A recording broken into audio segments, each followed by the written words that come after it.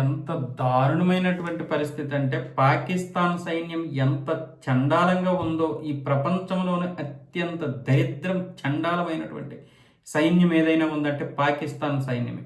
బలోచిస్తాన్లో ఒక చిన్న పాపను చంపేసి ఒక మైనర్ బాలికను చంపేసి వాహనానికి కట్టారు. అంటే ఈ బలోచిస్తాన్లో ఉన్నటువంటి బలోచిస్తాన్ లిబరేషన్ ఆర్మీ మీద, అలాగే బలూచిస్తాన్ ప్రజల మీద ఉన్నటువంటి కోపాన్ని, అలాగే పీఓకే ప్రజల మీద ఉన్నటువంటి కోపాన్ని వీళ్ళు ఈ విధంగా తీర్చుకుంటున్నారు. నీకు దమ్ము ధైర్యం ఉంటే ఆ మిలిటెంట్ల మీద దాడి చేసుకోవాలి. ఇప్పుడు ఆ మిలిటెంట్లు ఈ పాకిస్తాన్ సైన్యం మీద విపరీతంగా దాడి చేసి వీళ్ళని మట్టు పెడుతున్నారు కదా. పైగా 80% భూభాగం మా అధీనంలో ఉంది, మేము ఇప్పుడు బలోచిస్తాన్ని స్వతంత్రంగా చేస్తున్నామని చెప్పారు. అలాగే ఈ పిల్లల చేత వాళ్ళు జాతీయ గీతాన్ని పాటించడం జరిగింది. దాన్ని దృష్టిలో పెట్టుకొని వాళ్ళకి నువ్వు సపోర్ట్ చేస్తావని చెప్పి అమ్మాయిని చంపేసి ఈ విధంగా ఒక వాహనానికి కట్టేసి, మిలిటరీ వాహనానికి కట్టేసి ఊరేగిస్తున్నారు. వీళ్ళు నిజంగా ఎలాంటి మనుషులు, అసలు వీళ్ళు మనుషులా, ఏ రాక్షస జాతే, వీళ్ళని ఏ విధంగా తిట్టాలో కూడా అర్థం కావడం లేదు. వీళ్ళు హమాస్ అంతా ఒక్కటే. హమాస్ కంటే దారుణంగా బిహేవ్ చేస్తున్నారు వీళ్ళు. మరి ఇప్పుడు ఎవడికి కనిపించదు, ఇది ప్రపంచానికి ఇది కనిపించదు.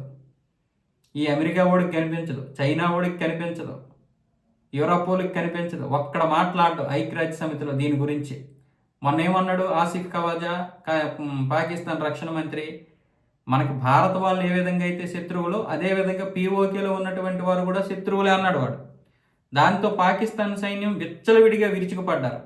వీళ్ళ వెనక భారతదేశం ఉందని చెప్పి కోపంతో విరుచుకుపడ్డారు.